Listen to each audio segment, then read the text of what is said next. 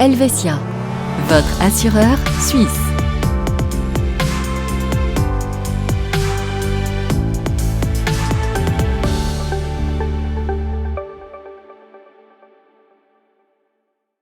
Mesdames, Messieurs, bonsoir. Ravi de vous retrouver pour cette nouvelle émission de Conseil d'experts. On va évoquer un cas de figure où il y a souvent un petit peu de casse. C'est le cas des déménagements.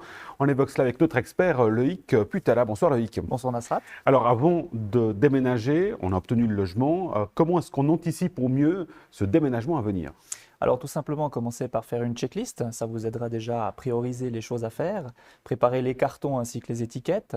Vous pouvez aussi prévoir de l'aide, donc ça peut être des amis, de la famille ou alors une entreprise de déménagement. Vous pouvez demander à votre employeur un jour de congé qui est dédié justement au déménagement et prévoir des véhicules de location aussi si c'est nécessaire. Bon, tout ça est organisé, j'ai prévu tous les cas de figure. Maintenant, je me mets à préparer les cartons. Là aussi, il faut prendre garde à certains éléments.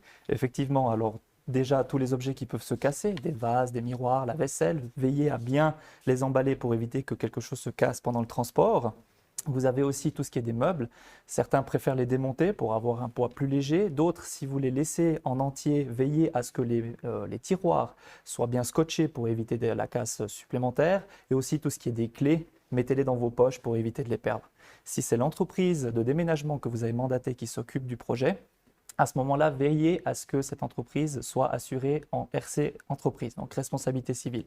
Comme ça, si jamais il y a des dégâts, c'est la responsabilité civile de l'entreprise de déménagement qui va prendre en charge les dégâts. Des conseils de bon sens, notamment sur les éléments auxquels il faut prêter attention. Dans le cadre du transport du mobilier notamment, et justement de ce déménagement, qui est responsable en cas de casse ? Alors effectivement, comme je l'ai mentionné, si l'entreprise de déménagement s'occupe du projet, à ce moment-là, ce sera l'entreprise qui sera responsable des dommages de transport et de déménagement. Veillez aussi à ce que ce soit marqué dans le contrat que les déménageurs sont aussi assurés s'ils font des dégâts au bâtiment lui-même, des égratignures contre les murs ou alors des dommages au sol par exemple. Si c'est vous-même qui effectuez le déménagement avec des amis, si votre assurance ménage comporte la couverture all risk, à ce moment-là, les dégâts que vous pouvez causer à votre propre mobilier sont assurés. Vos amis, quant à eux, s'ils viennent vous donner un coup de main, on a ce qu'on appelle une responsabilité civile privée, donc qui assure les dégâts que eux causeront à vos meubles. Si vous utilisez un véhicule de location, contrôlez dans votre couverture d'assurance si vous avez effectivement une complémentaire qui permet de couvrir les dégâts au véhicule loué aussi. Parce qu'effectivement, il y a les meubles qu'on peut endommager, mais aussi le véhicule en question.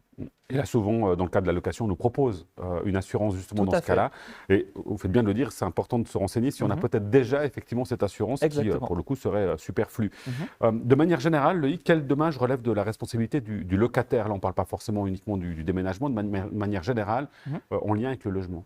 Alors, le locataire doit payer ce que l'on appelle l'usure excessive. L'usure excessive, c'est par exemple, vous avez une chaise de bureau et puis vous faites des va-et-vient dans le bureau à force et puis ça laisse des marques sur le parquet. C'est ce qu'on appelle l'usure excessive. L'usure normale n'est pas à charge du locataire.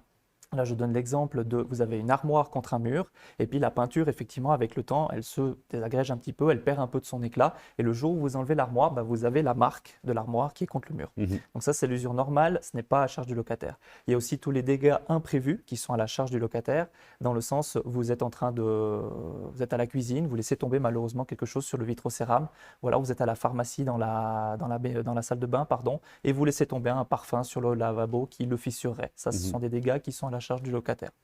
Bon à savoir ça aussi. Et puis alors, autre élément, c'est un moment qui peut être parfois assez stressant, c'est l'état des lieux. Alors, autant pour le locataire sortant que pour le locataire entrant, là, vos conseils pour ce moment important. Voilà. Alors autant dans l'entrée que dans la sortie, il est vraiment important de faire un procès-verbal dans les deux cas. Ce procès-verbal doit recenser effectivement tout ce qui est dans l'appartement, donc l'état des lieux comme vous l'avez mentionné. Ce procès-verbal doit vraiment être examiné minutieusement et signé uniquement si vous êtes d'accord. S'il y a quelque chose qui vous chiffonne ou qui ne vous paraît pas logique, à ce moment-là, vous ne le signez pas et vous vous renseignez auprès de votre protection juridique qui pourra vous donner des conseils sur le comportement à adopter dans ces cas-là. Pour autant qu'on ait une protection juridique. Tout à fait, exactement. Là aussi, c'est un élément important pour être bien couvert. Dernier point, Loïc, avant de nous quitter, on sait que potentiellement, il peut y avoir des frais consécutifs justement à l'entrée dans un logement ou à la sortie, justement. Comment est-ce qu'on peut anticiper, limiter les risques en fait, finalement de ces frais qui peuvent parfois être conséquents ?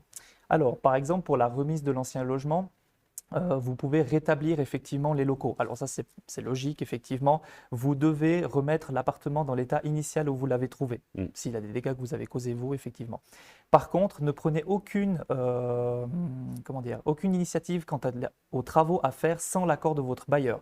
Car si ce dernier n'est pas satisfait avec les travaux que vous avez effectués, il peut vous demander de payer les travaux qui vont servir à remettre en état par-dessus. Donc ça, c'est quelque chose à faire attention. Par rapport à la prise du nouveau logement, effectivement, comme je l'ai dit, le procès-verbal est hyper important pour vérifier, parce que tous les dégâts qui ne sont pas déjà là à l'entrée ne sont pas à votre charge. Merci beaucoup Loïc Putala pour ces explications. Avec plaisir. On est paré pour le déménagement, donc nous on se retrouve prochainement pour un nouveau numéro de Conseil d'experts. D'ici là, portez-vous bien, à très vite sur Canal 9. Ciao.